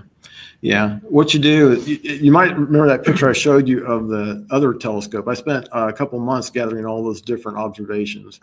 And at that time, what I was doing is I actually used that to measure the distance of our solar system out from the center of the galaxy. And I was successful at doing that. And that took months to do that. To do something like this, you just basically how much resolution you want, but you can do it. I mean, you can go out and each measurement's going to be like this, and you decide, well, I moved the angle a little bit. How much resolution do I want? But yeah, you can make a map of the galaxy if you want to. Any other questions or comments? Yes. Does the center of the galaxy block your view of the arms on the other side? Absolutely. Yes, Dan, that's a good point. So what you can do is you can see there's going to be a hole here, right, where you can't see anything. You can map it, but then, and what they've done in reality is they just guessed, what's behind the center of the galaxy. When you see that picture I showed you a minute ago, somebody guessed about that. That's not real. Nobody can see it. You're assuming symmetry. Yeah, I'd assume, well, if the spiral looks like this, it probably, the spiral probably continues on the other side of the galaxy. Any other questions? Yes. So you said that the angular velocity varies with distance from the center of the Milky Way. Yeah. So does that mean that the shape of the galaxy is changing over millions and hundreds of millions of years? I would think so, yeah. So around 100 million years, it's not going to. No. Well, if you wait around long enough, Andromeda is going to smack into us anyway. It'll really different. Yeah. So. Okay. Any other questions, comments? You guys surprised me. I thought this would be the culmination of all my stuff I've been telling you guys, but okay, what? The sharp contrast between our arm and the other arm suggests that the arms are kind of like compact with pretty big gaps. Yeah. Between them, more than it looks like when you see the starlight. Right. And that's a good point, because see, when we go out and we do, optical astronomy, we see all these stars and everything. It's all beautiful and everything, but you can't really tell. Well, we can kind of tell how far they are away, but we're not looking at stars. We don't see stars that are on the other side of the galaxy, right? But when I say when you see the starlight, I mean when you see like other spiral galaxies. Oh. The bands appear kind of thick with just kind of little gaps in between, but this suggests that the hydrogen is pretty clumped up. Okay. Yeah. Okay. That's a very good point. Okay. When we look at other galaxies, we're seeing the starlight from those galaxies. We're not seeing the hydrogen. You can't see this hydrogen with your eyes. But you can only see it in the radio frequencies. So there's a whole gap. I mean, because. Yeah. So it suggests that the hydrogen is much more compact than the stars. Well, there's a whole lot more hydrogen than there are stars. All we see optically are the stars, but we don't see the hydrogen. In fact, we would have never been able to come up with the model of this galaxy or other galaxies if we were just looking at the starlight. Does that have anything to do with what you're talking about? I mean, I get all that. I'm just expressing surprise that the hydrogen seems to be more compact than the stars are. I wouldn't say it's more compact. It's all over the place. Yeah. I mean, there's a sharp distinction between the arms. There is a distinction between hydrogen, more so than there is, it seems, just eyeballing it, more so than there is in light. I don't know, maybe expressing my. With its 45 degrees versus your starlight, so it makes a big difference in the graph. Yeah, there's a big spread here because this hydrogen is moving at all different speeds. That's what makes these lumps, the distance there. Hold on, Mark. That's what makes these things the shape they are. If they were all one speed, it'd just be one, thing, but they're spread all over the place at different speeds. I'm clearly doing it for up back. No, I'm sorry. Expressing myself. You want to try it again or you want to give up? Maybe offline. Okay, yeah, maybe we're not understanding each other. I do that a lot. Mark. If you look at the scale on the y-axis of these, there's, from the trough up to the peaks, the numbers are actually not all that different on the y-axis. You mean this? Yeah, if you look over on the y-axis, numbers. This y-axis. No, that, on the left side of the graph, where you have numbers, Yeah? those numbers actually don't change all that much from the peak to the trough. Thank you. That's good. That's why I asked if it was repeatable. It's not the x-axis is not zero. That axis is not, no, that's in decibels. Yeah, but it's, the bottom of the y-axis is not zero. No, it's in decibels. Yeah. But that's what Carrie thought I was fudging my data because it looked too good. But it actually is really good, but I've been working on it for, years trying to clean the data up. So, yeah.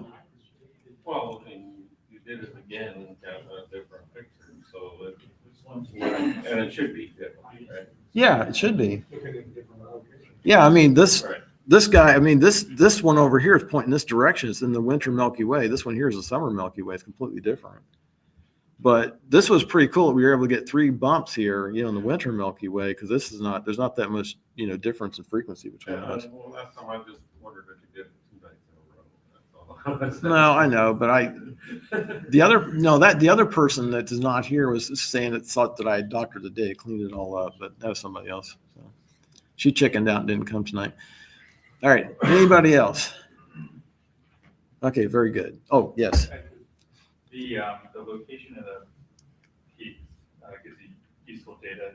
When you're trying to determine the shape of the galaxy, does the width of the peaks provide you with something useful?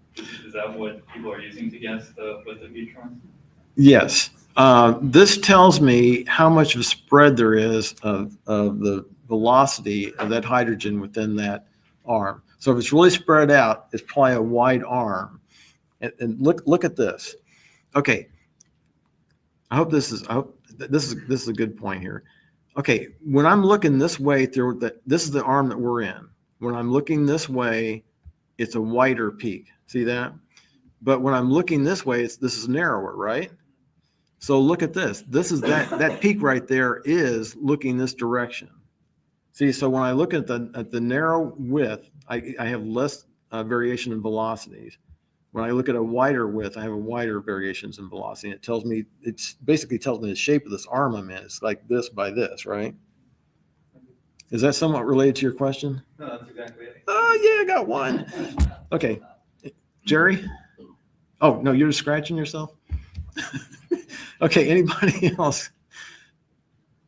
Okay, good. All right. Alrighty. There's my webpage. You guys know that. Next up, Al's going to come up and tell us what's up in the sky.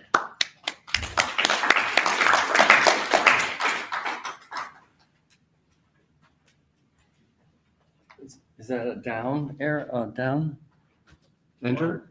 Return. Enter? Yeah, enter return. What's up in the sky in January? Hi, everybody. Let's see. Okay, the first thing is we still have one meteor shower. It peaked here early in January, but what I've been surprised to find out when I studied some of this information for you guys, that the meteor showers often last at least a week and maybe into 2 and 3 weeks. That the primary and the peak is always a day or two, but it's surprising. And that's probably why when you go out at night, you see a lot more meteor showers than you would expect, because there's a lot more going on than just one little minor path of the comet. Remember, some of these comets have come by us 2 and 3 times, and each time it comes through, it's spread out more and more debris. The second thing is, Mars reach opposition on the 16th. Is that next week? Yeah, I put this little chart on here because it's very interesting. I had to look this up as well. Opposition is when there's an alignment between the planet, the Earth, and the sun. I don't know why that's significant. I would think that maybe the shadow of the Earth makes it look better, but I don't know. But generally, it means that it's closer, but that's not always true. This month, it's actually closer on the 12th.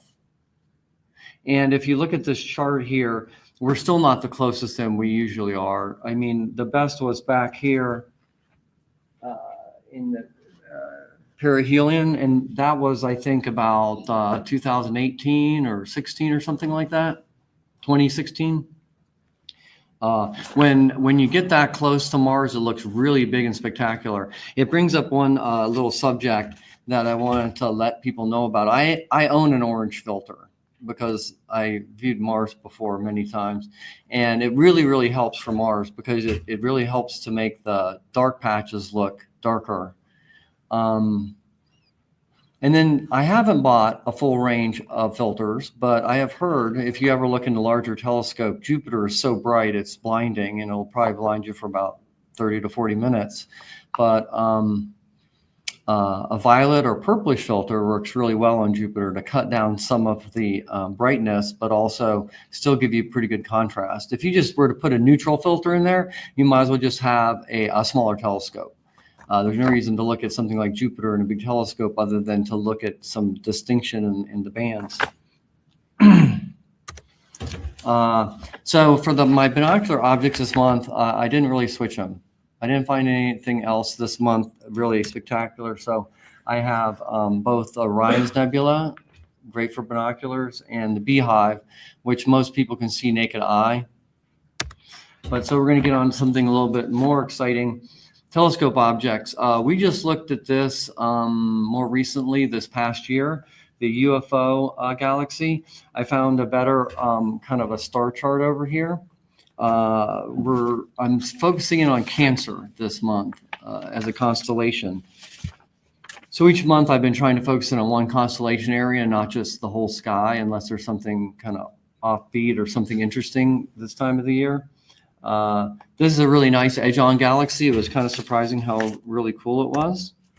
Another really nice one is 2903, and it's not so face-on that it disappears, and it's a fairly bright object. This is near Leo and not near Cancer, but Leo is just starting to rise, and in another month or two, it'll be like the biggest spectacular constellation where we observe a lot of galaxies. Let's see, I think we have a couple more. This one I have not looked at.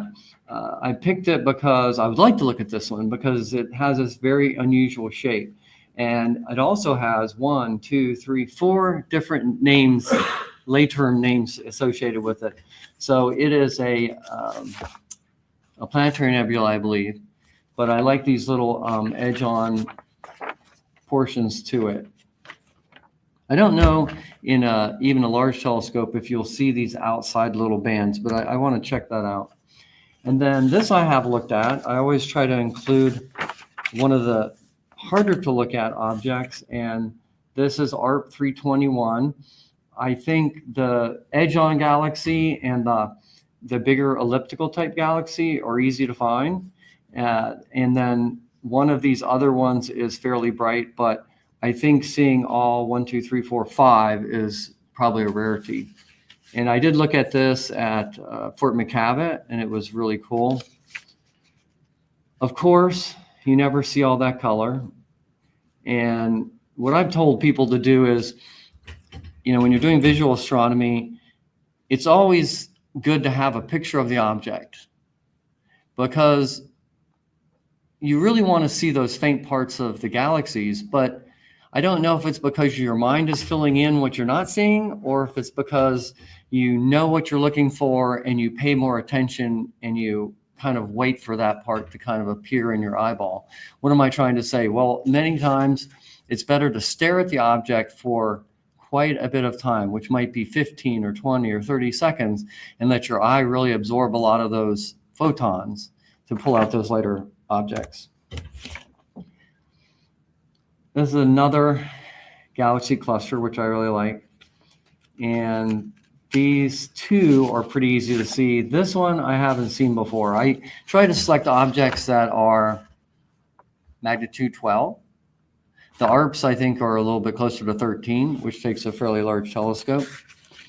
Okay, now we're going to go on to latest astronomy news. It's amazing how much information is coming out every month, but I really like this one.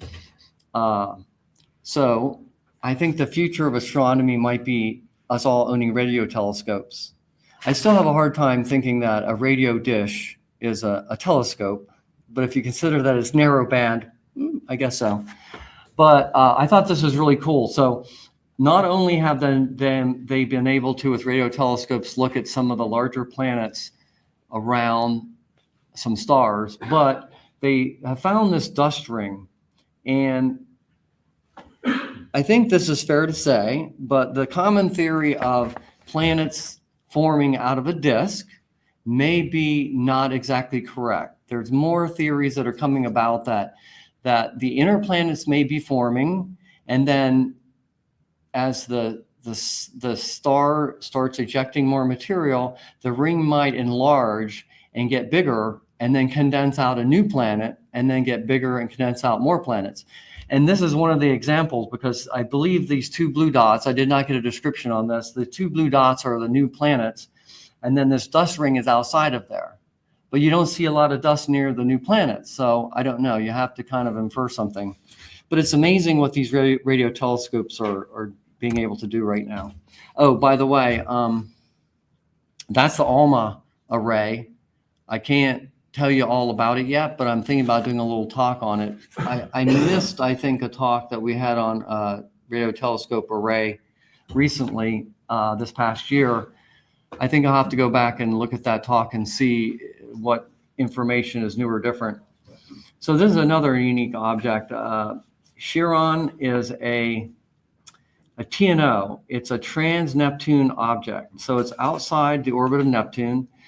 And what's neat about this is that it exhibits characteristics of an asteroid and a comet.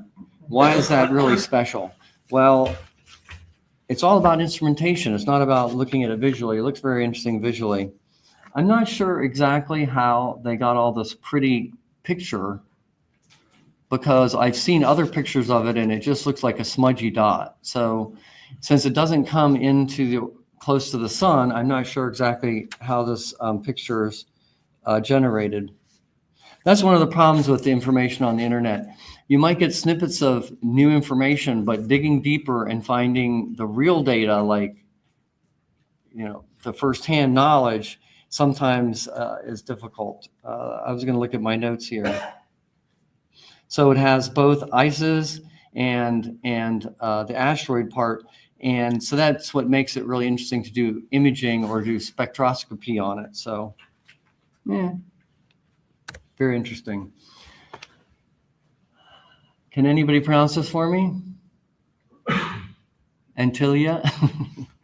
I just don't, I could have looked it up, I guess, and gotten the pronunciation. What? Antilia? Antilia? Antilia. Okay, fine. So what's interesting about this research is, and it, unfortunately, this picture does not represent it. So I went and tried to dig up some more information to get the radio telescope data, but I could not find it. So in the lower right is one of the big ellipticals, and it took me a while to figure it out, but number 2 is actually next to number 3 is the other one. And between, these are 2 very massive elliptical galaxies. And between the 2 of them, the radio telescopes have been able to see like some matter in between the 2. So they're hypothetically believing that the 2 are going to merge eventually. So in other words, somehow or another, they're sharing some kind of magnetic interplay between the 2 of them because of either their size or because they can't tell you that they've already previously come by each other, but that would actually seem smarter to me, is that they've already interacted. But maybe they've interacted and they're orbiting each other and they're going to slowly come together and merge. But the picture originally was supposed to be about some of these globular clusters around here. And I don't know what to say. I mean, you look at something like this and you probably could study it for a couple of days and go deeper and deeper and deeper in the knowledge. But what I just want to do is present to you some of the new information that's out there, and you can dig a little bit deeper yourself. So this I don't have much information about. I wrote down here that I love seeing supernovas in galaxies. And I do. I've seen several of them, and the blue dot right here is the supernova. And what I liked about the supernovas in galaxies is when I see them in a telescope, all the stars look pretty good, pretty pinpointish. But when I see a supernova in a galaxy, it looks sharper and more distinct and more pointy, or more smaller but bright than any of the stars around it. And it's almost like the hallmark of it. And if you look at this blue one, probably with a little bit less exposure, all the other stars would still look brighter than that, that supernova. So the supernovas in galaxies look great for about 2-3 weeks, maybe a month at most. And so they quickly dissipate. So at this very short period of time, a week or two, is probably a really super brightness. So they've been predicting another supernova, nearby us, right? And they're very excited about it. But now I'm wondering, maybe we should be a little bit worried about it, because if these ones that are far off are really bright, what could one that's fairly close to us really look like? It could be good and maybe bad. So I think we're at the last one here. Let's see. Yes. So I looked this up some. I did learn more about this, the Event Horizon Telescope. So once again, it's not a telescope. It is an array of radio telescopes. And in this particular case, they use several around the whole planet. One of them is the ALMA. And ALMA is in the United States territory. I'm not sure if that's the one near New Mexico. That's the VLA. No. Chile. Where is it? Chile. Chile? Oh, well, it's not in America. Sorry. But so we all saw the pictures in the last couple of years of them imaging with radio telescopes around the first supernova, remember? And since then, they've actually produced a few moving videos of it. But they're trying to dig deeper and then learn more about that. So now that they know that they can image right close to the event horizon, what else can they learn about it? Well, one thing that's come about is, how are these jets coming out? Okay, well, if the black hole sucks in everything, how can these jets be coming out? They're not going in, they're coming out. So because of some of the data, they're starting to believe that the magnetosphere around the black hole may be actually pushing some of the material away and not allowing it to collapse in so quickly. So I don't know if it's a pulsing thing or eventually it's going to fall in, or whether it just keeps some of it at bay. So it's just very intriguing, some of these new instruments and some of the work that's being done. And some of it's prophesying. People are conjecturing.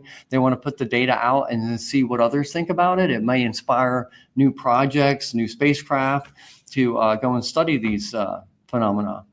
And so I just find it very intriguing. So nobody has asked me where I'm digging up my information. I will tell you. It's phys.org. phys.org/astronomy. It's a wonderful site that contains a lot of stuff, probably about 30, probably at least one subject a day over a month. And a lot of it's very surface level stuff, but very intriguing.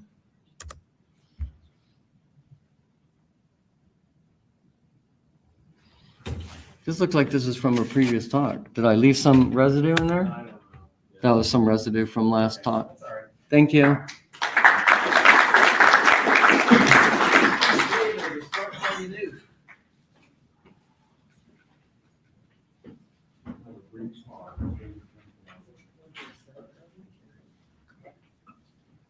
We do have a Mars occultation by the moon, on the, about starting around 7:45, 7:50, somewhere in that period of time. Monday at 7:50. Yes. And apparently, depending on which weather forecast you look at, there's a chance that we won't be cloudy, or at least partly cloudy, so maybe a chance to get a view of it. We can see that from here. We can see that from here. Excellent. All right, enter. Past events, nothing. Gave it all in December. But as was given to me earlier before the meeting started, we got a very nice card from Armand Bayou, who we had an event for in December. And it's was dated November, but I presented it in December. You get the idea. So dear JSCAS friends, thank you so much for taking the time to come out to Armand Bayou Nature Center to host a star party for us. We're grateful to you for sharing your time, knowledge, and equipment with us for a brilliant evening of stargazing. Alyssa Goforth is our main contact. They have told us that they want us to come back, but they've not come back with dates yet. So that's forthcoming. All right. Tomorrow, Saturday night at Evelyn Meadow Library in Seabrook, we've got an event slated from, that's wrong, 7:30 to 11. No, it's I believe it's 7 to 9 is what's up there. It's what I put in the email. That's Pearland now. Tomorrow night, high 57, low 41. Wind, it's going to be just not a whole lot warmer than it is right now. Wind is slated to be anywhere from 6 to 8 miles an hour, so make sure you dress warmly. It's allegedly will be clear. I think Orion will be up on the latter part of the time we're there, and as well I think the moon as well. So I was looking forward to having a good event. A lot of people have already RSVP'd, and I appreciate it. Magnolia Creek Golf Course has asked us back for March 15th. I'm going to go through what's on the calendar for the year. March 27th through 30th is the club slated trip to Fort McCavitt. I have a T because at the moment it's tentative. I've proposed the dates to them. They've come back and said they look good, but we're going to check on it. Texas Star Party is sitting there in April. I put everything out there. November 1st is actually Sun and Moon Night at the George. I initially had that as October 4th or 5th because moon's going to suck in October, so that's fine. But that night is actually the International Observe the Moon Night. But as we did last year, they're going to have a Sun and Moon Night on November 1st. Afternoon will be telescopes out on the deck for the sun.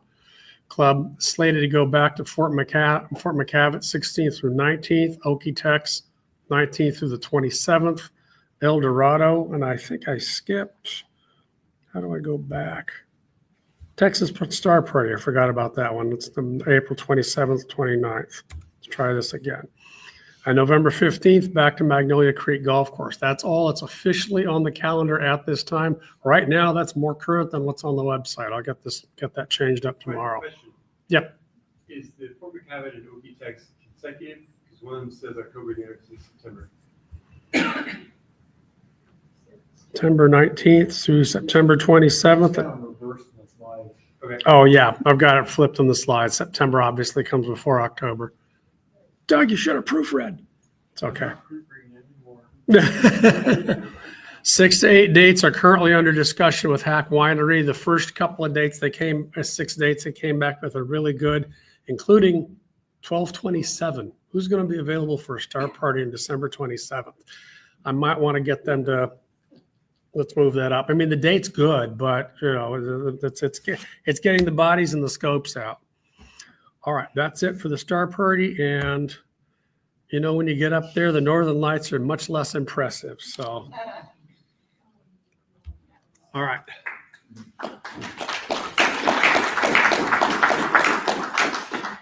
Okay, also related to star parties, Al, do you want to say something about your idea about spring? Well, Fort McCavitt at this time of the year, it's like a 50-50 shot of having rain in March. It can be really cold as well. And just to kind of back that up is if anybody was interested in either around the TSP time, TSP's prices went up dramatically this year. Or in May, we could do something at X-Bar Ranch for, 3 or 4 nights. Texas Bar Party now is $389 minimum price. And so you can stay at X-Bar Ranch for 3 nights for that price and have your own cabin. Now we're talking about 10 camping. So I don't know. We did it before a couple of times and, we could do it again. If anybody's interested, maybe through the email list, maybe start a conversation. So basically, we're thinking about going out to X-Bar to do a JSC star party at the X-Bar Ranch this spring. So if you guys are interested, we can start talking about it and figure it out. X-Bar Ranch is just northwest from Fort McCavitt. It's okay. San Antonio, keep going on I-10, you go past Kerrville, go past Junction, keep going, and it's north from there. Sonora. It's past Sonora, isn't it? Yeah, it's past Sonora. But the best thing about the X-Bar Ranch is the family who owns that ranch, they couldn't be nicer. Bortletus guys, they got these cabins you can stay in. Excuse me. And then it's a really great place. I mean, we have a kitchen and a lodge that we can hang out in. Al takes care of all the rattlesnakes. He does. You can have your telescope set out right outside your room. Right. I mean, you have your cabin, you walk out and your telescope sitting right out there. It's really great. I remote control my stuff from inside the cabin. So it's not like, tent camping like we do at some other places. So we'll start talking about that. There's an interest. We'll spin up a trip to go do that. Okay. Any other questions or comments about that? Good. All right. So next month, February 14th, on Valentine's Day, we will be having a series of short presentations by JSC members. So if you're looking for a date night, for you and your wife or husband, come on out and you can do that for February 14th, Valentine's Day. All righty. Door prizes. Did everybody get a door prize ticket? Anybody not get a door prize ticket? Okay. I'll assume everybody's got a door prize ticket because I can't see anything. Alrighty. 610. All right, Mark, come on, buddy.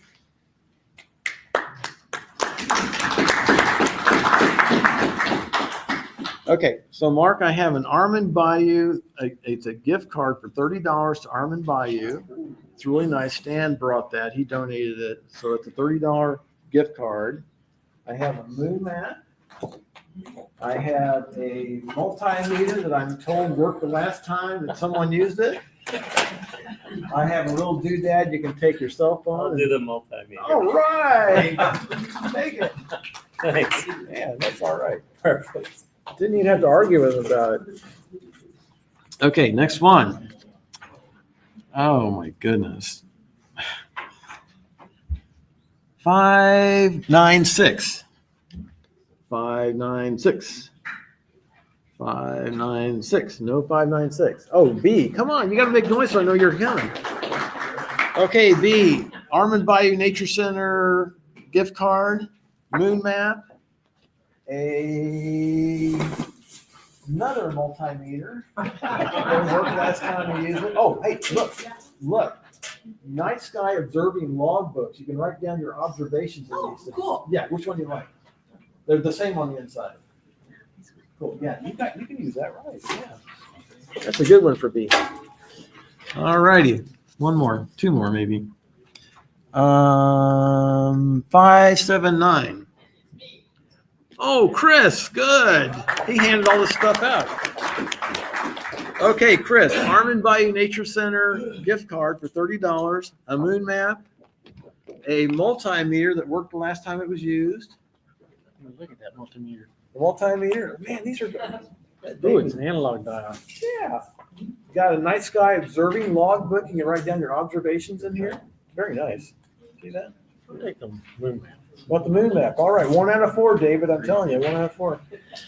Okay, thank you. One more. One more. Ay, ay, ay. Okay, what is this? 593.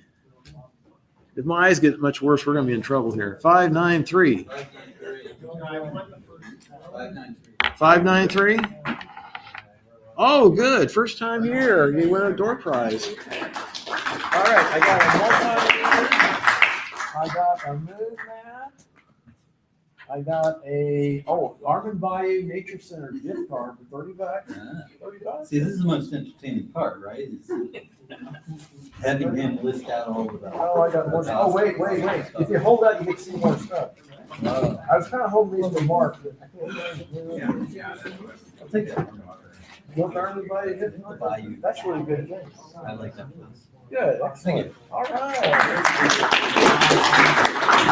Okay, see you guys at Mod Pizza. That's it. Thanks for coming.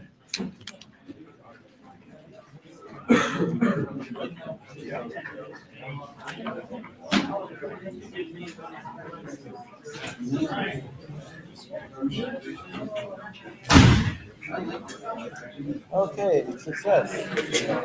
Partial success.